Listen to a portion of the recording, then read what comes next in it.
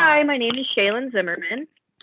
And I'm Omar, and our experiment is over the release rate of aspirin analogs and starch acetate coatings.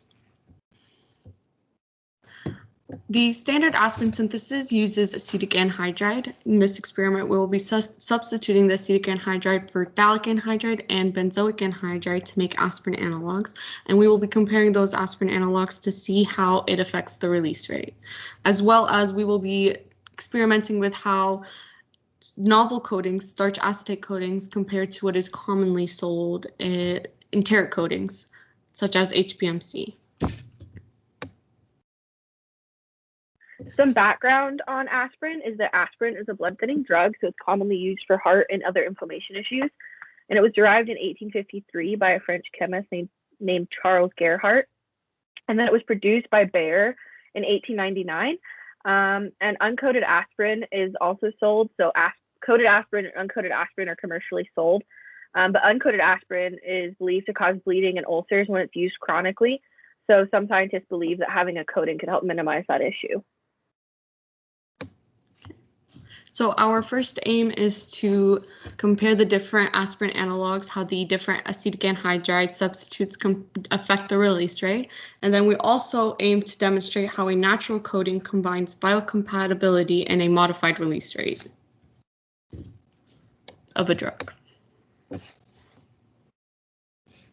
So for all three of our analogs, we use the same synthesis for each of them. And our first reaction that we performed was the standard acetylsalicylic acid, which we were able to confirm with our FTIR. And our second one was benzoic with the benzoic anhydride substitute. We were able to produce 2-benzoyloxy benzoic acid, which we were also able to confirm with FTIR. And our last analog that we produced was with the phthalic anhydride, and we were able to produce 1,2-benzene dicarboxylic acid with an ester group, a carboxyphenyl ester group on it, and then that we were able to confirm with the FTIR. So for our starch acetate coatings, they are tougher and stronger than enteric coatings, and the starch acetate coatings demonstrate lower water vapor permeability, which could result in a slower release rate.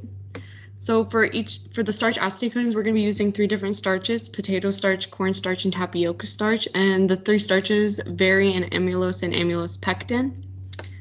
For our synthesis, we use the standard synthesis of acetylation of starch, where our products was starch acetate and sodium acetate. For our kinetic study, we're going to be using UV-vis spectroscopy to measure the release rate of each of our aspirin analogs with the coatings and without coatings. And we'll be using a simulated acid stomach acid environment with a similar molarity of hydrochloric acid as it is in the stomach naturally. And we'll be finding that release rate over time with these peaks on the UV-vis spectrum. And then sorry about that. And then for the quantification study, we're also going to be using UV-vis spectroscopy. We're going to be creating a calibration curve so that we can quantify and compare a standard aspirin and a commercially sold aspirin. So for future work, we would like to see how the starch acetate coatings compare to different coatings, such as sugar coatings, which is used to mask bitter taste, and gelatin coatings, which is often used for drug delivery, easier drug delivery. And then our future study can also include the efficacy of aspirin derivatives. We would like to thank the ACT program and our lab instructors, Dr. Foss, Dr. Shug, Dr. Wicker, and Ryan Madigan for this opportunity. Thank you.